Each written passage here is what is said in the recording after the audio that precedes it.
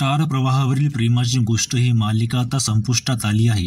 तिच्या जागी हळद रुसली कुंकू हसलं ही नवीन मालिका 7 जुलैपासून दुपारी 1 वाजता प्रेक्षकांच्या भेटीला येणार आहे. नवीन मालिकेचा प्रोमो आल्यापासून प्रेक्षकांमध्ये उत्सुकता वाढली होती आणि त्याचसोबत प्रेमाची गोष्ट बंद होणार अशी चर्चा रंगली होती. आता या चर्चेला दुजोरा मिळाला आहे, कारण मालिकेतील मुख्य अभिनेत्री सुरदा ठिगळे हिने सोशल मीडियावर पोस्ट करून मालिकेच्या समाप्तीची अधिकृत घोषणा केली आहे.